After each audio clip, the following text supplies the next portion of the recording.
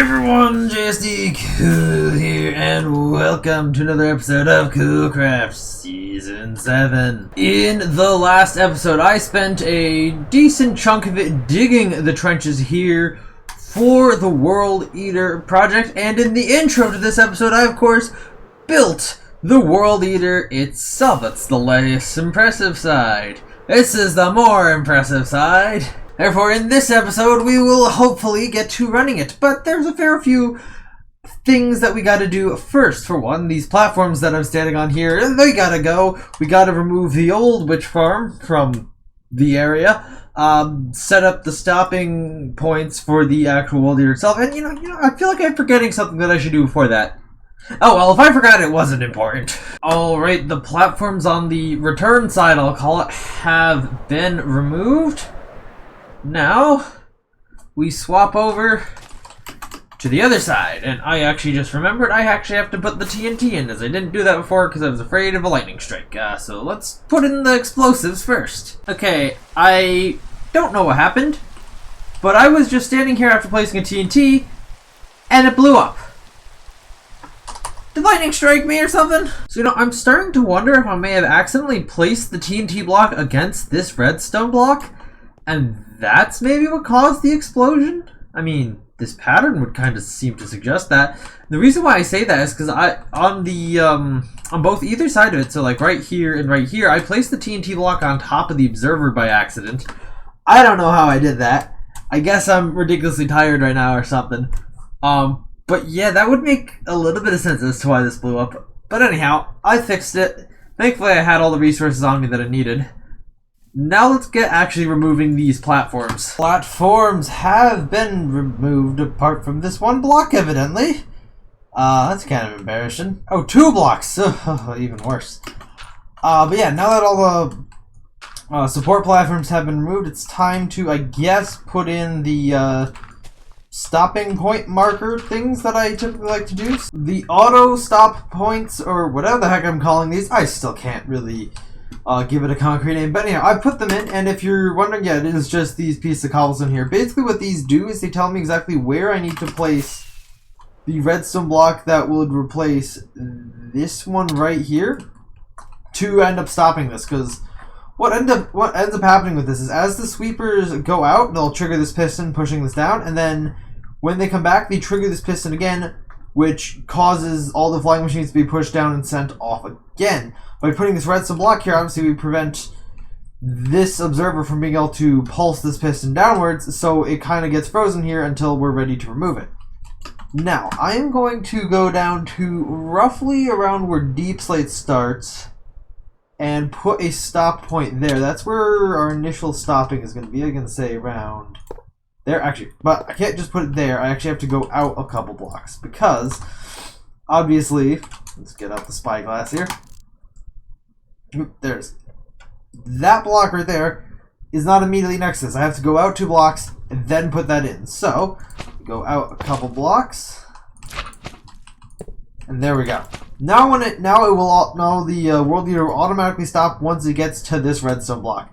I'm gonna go in and put a couple more down here, just because this is getting into the territory where I like to go slower, so that I can make sure to extract all the valuable resources. The next thing I have to do in order to prep this area is I gotta remove this old witch farm here, because as we know, this, can't be here when I run the World Eater. I mean, I suppose the stuff up here could be here when I run the World Eater, because, I mean, it's lower than this, but it would be inefficient for the farm that comes afterwards to have all this stuff above it. So for that reason, we are going to be removing this entire thing. And to start this process, I need to empty all these chests because they got a bunch of stuff in them. Alright, I managed to pretty easily remove all the items that were still remaining here, thanks to the fact that I well overstocked the number of shulker boxes for the redstone here. So, with that done, it is time to start tearing this farm down, which also means I'll need to find a new place to bed. Okay, so I'm in the process of tearing this farm down, and that sign isn't supposed to be there. There's supposed to be a bubble column here. Oh god, how broken, how have the rates been on this been so broken because of this sign? Oh, I wonder. The farm itself is gone. The witch hut is, of course, like, right here where its actual bounding box is, but the farm no longer is here. It's all packed down into these few shulker boxes, and then there's these also other shulker boxes of the resources that were just kind of sitting around here. The beacon is still here. I made sure to turn that to haste 2 to make it a bit quicker. And now it's time to take down what remains of the storage system and AFK platform here. I wanted to make sure to leave this to last, just because it's a little bit more annoying to take this down. Also, gotta get rid of the rest of these shulker boxes, I guess. And that is the final block of the old witch farm to be removed. I mean, okay, I guess I gotta remove the beacon as well. But yeah, that I think concludes the preparation of this area for the World Eater. So, unless I think of something else, which I might, I think we should get prepared to get this thing running. Alright then, everything has been checked over once and twice, and we are now ready to launch the World Eater here. So, before I go break the redstone block there, start it, we need to run a backup. So, yeah, let's do that. Backup has completed. So there's really nothing stopping us now. Hopefully I built this all correctly. The schematic was correct. I don't think there's been redstone changes. Replay is recording. So let's go.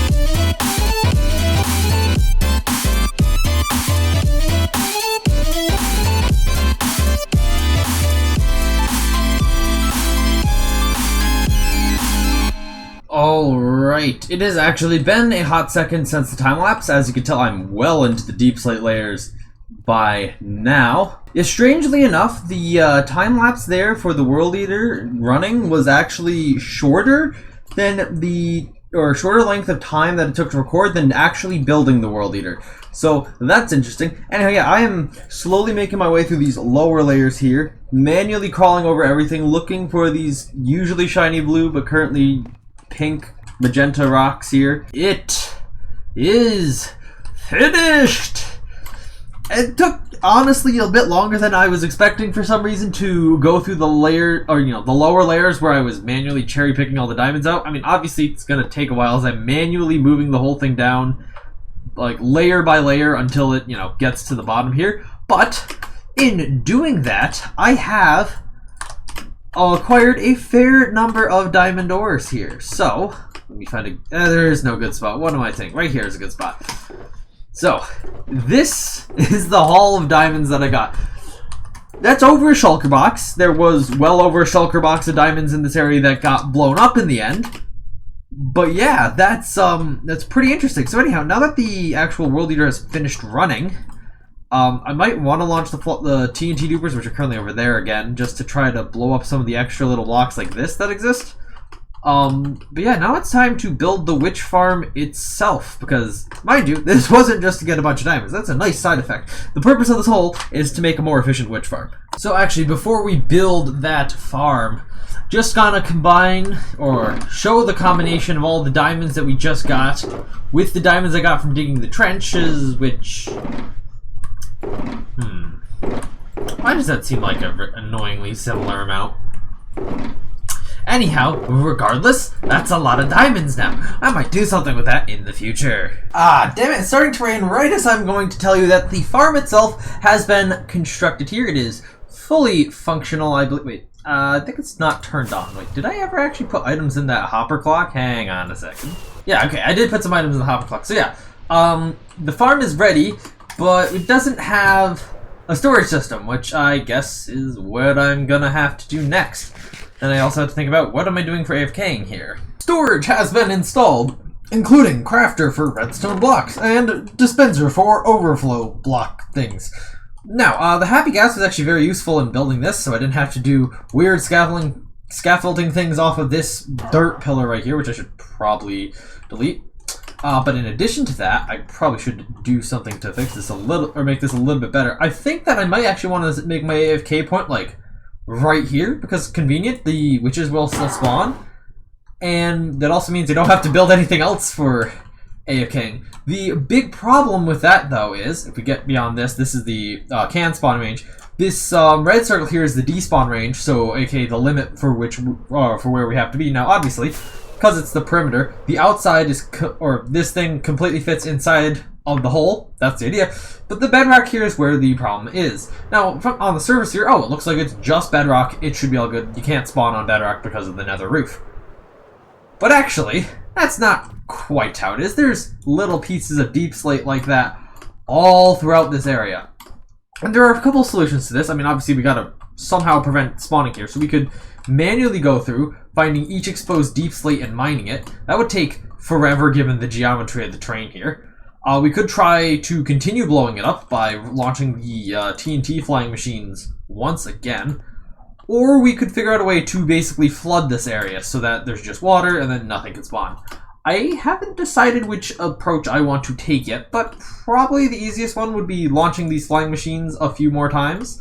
So why don't I do that? And if that doesn't work, well, it shouldn't be too much effort anyway. We can then just move on to one of the other approaches. Okay, so on second thought, I'm currently appearing to have an issue where witches are surviving the fall, which, I mean, yeah, okay, that can happen sometimes.